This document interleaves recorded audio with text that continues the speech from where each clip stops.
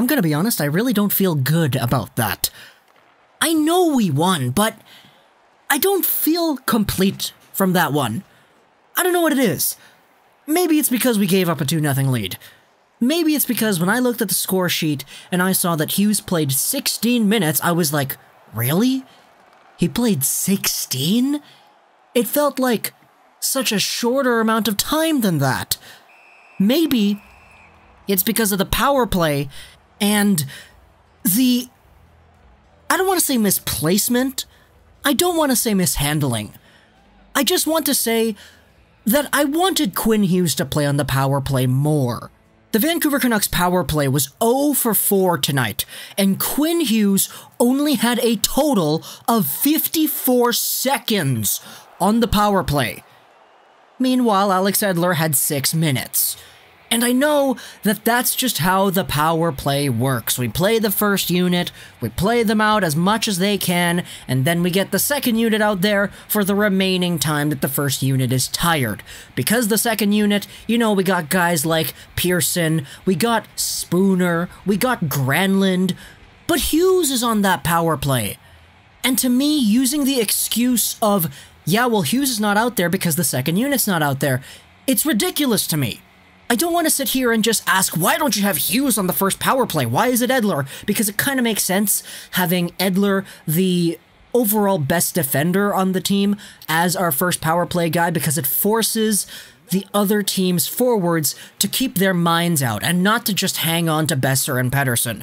We saw that happen with Stetcher and Hutton whenever they were the point men on the power play, because all the forwards on the other teams would just clog over to Besser and Pettersson, and the guy who is our number one D-man on the power play just wouldn't really be competent enough to do things. Having Edler on the point solidifies the team as a team that needs to have that defensive coverage, and other teams can't just let Edler roam around, do whatever he wants, because it's Edler and he's quite skilled. But I think that Hughes would be better in that role. And honestly, call me crazy, but I think having Hughes on the first power play instead of a guy like Levo would be better. Am I crazy for thinking that? I know the left-hand, right-hand mix doesn't work anymore. We'd have 4 lefties and a righty and Besser, but if you're so reluctant to pull Edler off of the power play, could you not at least put Hughes instead of Levo? This is my biggest problem here. I don't think that the handling of Quinn Hughes in the second game was as good as it could have been, because to me, he's the best offensive defenseman we have. He is the most capable, most offensive visioning, most creative, and most skilled offensive player on our back end. And limiting that guy to 54 seconds of power play time when we had 8 minutes of power play time, to me it's just unjustified. Please, play Hughes with Besser and Pettersson on the power play. We've had these issues in the past, on the power play specifically, where I've been kind of preaching it. I remember last year, the big issue of the power play was that Edler would never pass it to Besser. And I think some of you guys who have been here for a while, you kind of remember that because everybody was kind of making a big deal about that. That was huge. Edler would always pass it over to Henrik in the corner, and it wouldn't really be all too good. But nowadays, we have our different problems here, and it's something that brings itself up in the last 5 games, but it's something that I still feel so strongly about. Even though we won this game, and even though I'm supposed to be happy, it's Hughes, man. Give him that first power play time. We've seen the power play not be successful over the course of the entire year. It was 0 for 4 tonight, and the fact that we had a guy like Hughes at our disposal and we didn't use him in the way that we could have, it angers me. But overall, let's just go over the game. Tim Schaller starts things off. It's his 3rd of the year, 3rd against the Stars. He's behind the net, he pulls it out on the backhand, and he shoves it on net. It was great. Nice effort, rewarding goal over there by him. Then Sven Berchi, later in the period, gets himself his 9th on the year, coming back from concussions, coming back from getting scratched. Sven Berchi walks right in there, shoots at 5-hole. We've seen Berchi and his 5-hole goals before, but this one is the one that puts the Canucks up 2-0. Then going into the second, we got no goals. Going into the third, Cogliano, Radulov, 2 Dallas Stars goals, and we went into overtime after that. Overtime was quite weird, because we saw basically 7-ish players out there on the ice.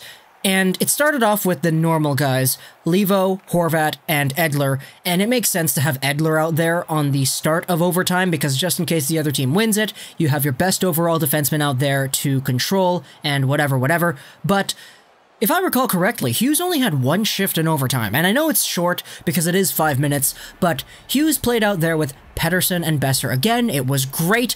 Hughes got a great shot attempt out in the slot after finding his way into there, and it went wide, but whatever. Hughes still dazzled in his overtime performance here tonight.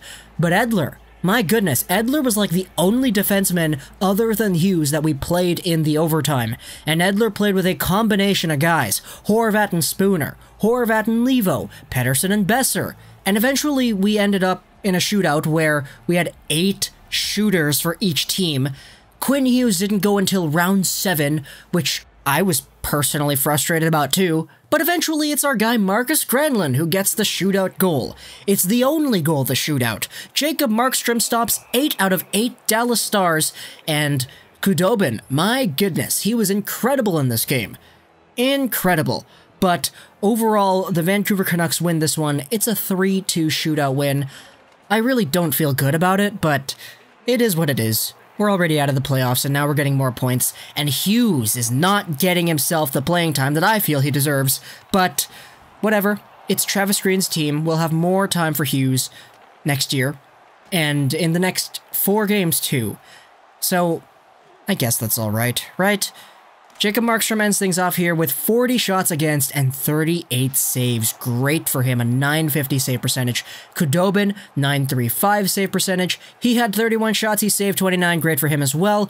Hope you guys enjoyed this video. Share, and gaming. And bye.